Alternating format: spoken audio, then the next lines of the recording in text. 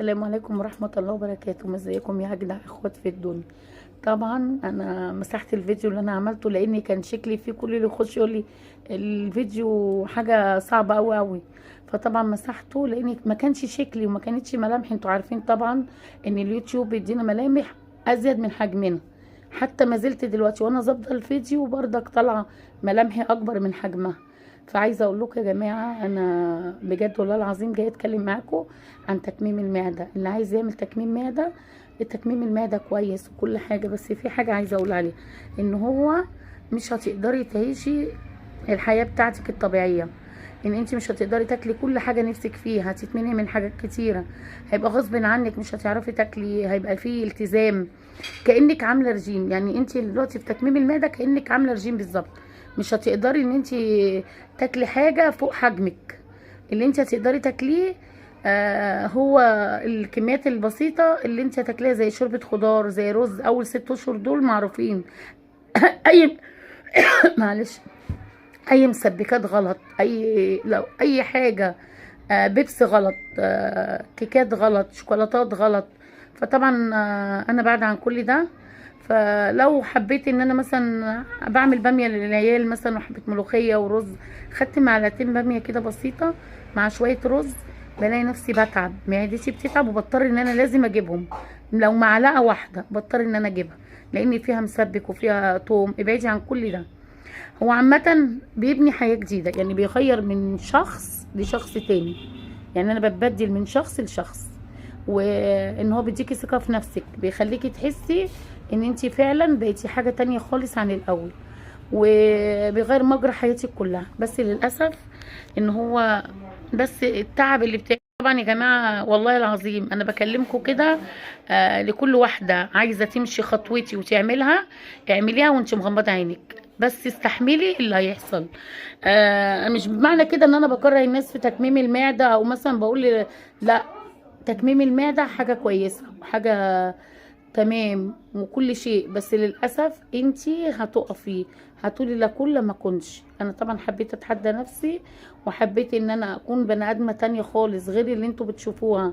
حبيت ان انا اتعب، بس في الاخر اعرف اقف اصور، اعرف اقف اظهر للناس، اعمل اكل. لا بد، انتوا كنتوا بتشوفوا فيديوهاتي الاخيرة على اليوتيوب، كنت ما بطلعش بوشي خالص، بطلع ان انا وانا بعمل الاكل وانا بطبخ وانا بعمل. طبعا الحمد لله بفضل الله انا نزلت يعني نزلت حجم كبير قوي عن الاول. انا طبعا بكلمكم وانا قاعده، بس انا لو وقفت هتشوفوا حد تاني خالص غير اللي انتوا كنتوا بتشوفوه. طبعا انتوا عارفين ان الفتره اللي انا مريت بيها ال3 اشهر اللي فاتوا دول استحملت فيها اللي محد يستحمله، وكنت تعبانه بجد، وكنت بقاسي كتير. كنت لما اطلب الدكتور يقول لي طب انتي كلتي ايه، اقول له كذا، يقول لي ده غلط ده غلط، لان احنا منبهين ما تاكليش كذا وما تعمليش كذا. فيعني قسيت، مش هقول لكم ما قسيتش، قسيت كتير. والحمد لله انا حاسه اني بقيت احسن من الاول. بس ليه التزام. اللي عايز يعمل العمليه ومصمم يعمل عمليه يعرف ان عنده التزام. ده لا، ده مجرى حياتي كلها فعلا بالفعل هيتغير للاحسن. هتكوني شخص تاني، شكلك هيبقى احسن، صحتك هتبقى احسن، هتعرفي تقفي تعملي الاكل لاولادك، هتعرفي تطبخي، هتعرفي تنزلي لو جالك نزول، جالك حاجه، هتعرفي تصلي وانت واقفه. انا ما كنتش بصلي وانا واقفه، كنت لما اجي اصلي وانا قاعده. دلوقتي الحمد لله ممكن اصلي وانا واقفه. لو يعني انا باخد طبعا فيتامينات ومقويات، فانا بقالي فتره مبطله الفيتامينات، وهو ده غلط. العمليه نجاحها ان انت تقدري تقاومي التعب اللي انت فيه، يعني تقدري تتحديها بالفيتامينات. الممنوع بقى في العمليه دي يا جماعه، والمفروض ان احنا ما ناكلوش الكيكات، الشوكولاتات، البيبسي، المسبكات، العصاير اللي هي المواد الحافظه. كل ده اعمليه ببيتك، يعني ما تعملي عصير اعمليه ببيتك. اللهم صل على النبي. انا من طبيعتي يا جماعه انا عايشه على زبادو ميه، بحب الزبادو، رغم ان بيقولوا لك لا وكده، يعني اشربي عصير بيور وكده. فطبعا العمليه بتحتاج مصاريف، بس في نفس الوقت ربنا بيعينك وبيقويكي وبيجعل لك الرزق بيجي ما تعرفيش جاي منين. فبنصح كل واحده نفسها تعمل عمليه الحمد لله خسيت اهو لدرجه كبيره قوي قوي، ومبسوطه قوي ان انا خسيت للدرجه دي ومش ندمانه. انا مش ندمانه ان انا ان انا عملت العمليه بجد. والله لو يرجع بيا الوقت تاني اللي هعمل العمليه تاني، وبجد والله العظيم هي احسن طريقه للواحده ان تخس لما بيكون حجمها زي حجمي. انا كان حجمي 128 وما كانش ينفع ان انا اخس لوحدي. عشان اخس لوحدي وانزل للحجم، انا الحمد لله نزلت وزن كبير، بس انا مش هقول وزني نزل قد ايه، مش هقول لكم انا نزلت قد ايه الا لما اوصل للمرحله الاخيره في الوزن خالص اللي انا كان نفسي اوصل لها. دلوقتي الحمد لله لابسه فستان وبلبس فساتين، دلوقتي بعرف امشي كويس. دلوقتي مثلا ببقى نفسي في حاجه بقدر اعملها، بقدر اروح في مكان مثلا كنت لو ما قدرتش امشي، عشان امشي لازم اتسند وابقى. دلوقتي الحمد لله حاجات كتير قوي اتغيرت في مجرى حياتي. فيا جماعه اللي عايز يعمل عمليه انا بقول لكم اعملوها. مش اي حد برضك، يعني ممكن في ناس ما تستحملهاش، في ناس مش هتقدر تستحمل تعب العمليه، وفي ناس ربنا بيعينها وبيقويها واللي بتخافي منه ما بيجيش احسن منه.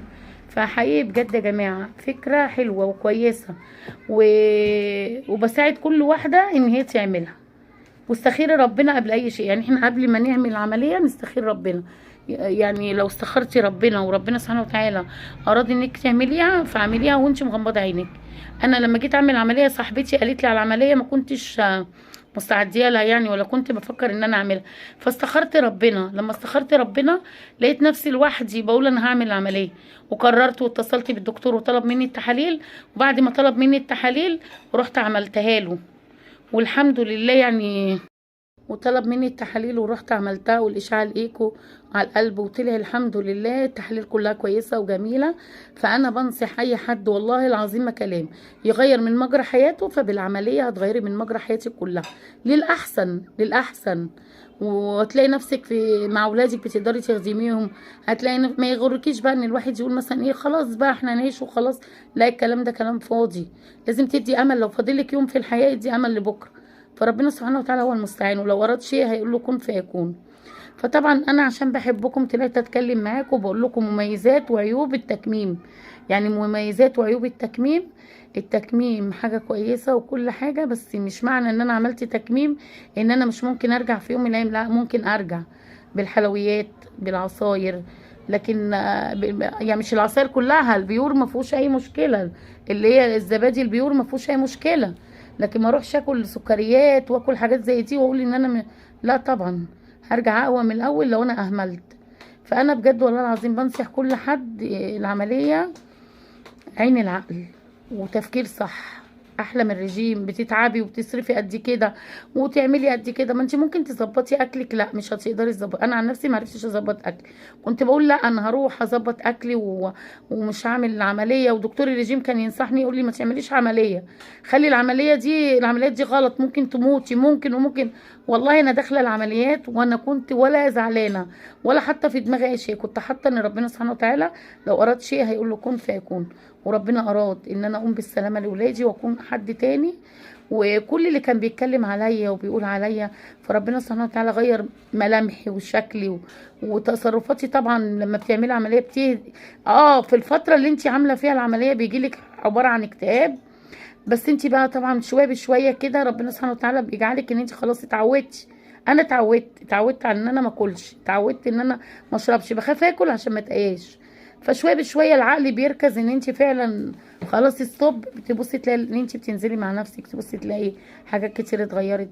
فبنصح بالعمليه وبحبكم في الله، وباذن الله نبقى مع بعض. كل ما مرحله من حياتي تتغير هطلع معاكم واتكلم معاكم. وانا كنت مقصره في الفيديوهات وما بعملش اكل وكده، لان انا فعلا الاكل يعتبر بجيب لاولادي اكترية اكلهم من بره، لان انا ما بقتش اكل. لكن دلوقتي بقف وبعمل اكل وكده، وباذن الله بس نفسيتي تهدى شويه واروق كده من اللي انا فيه وهرجع تاني معاكم. بس يا ريت نتفاعل مع بعض، عشان انا بصور ومحدش يعني. بحس ان لو انت حتى جواكي اراده ان انت تقفي تشتغلي وتعملي، اما بتلاقي محدش مقدرك فبتلاقي نفسك ان انت جالك احباط. فيا ريت يكون ده يعني كلامي ليكم، ان انتوا بجد تقدروا الواحد. واخر كلامي ليكم زي ما انا معوداكم قريت الفاتحه لجوزي.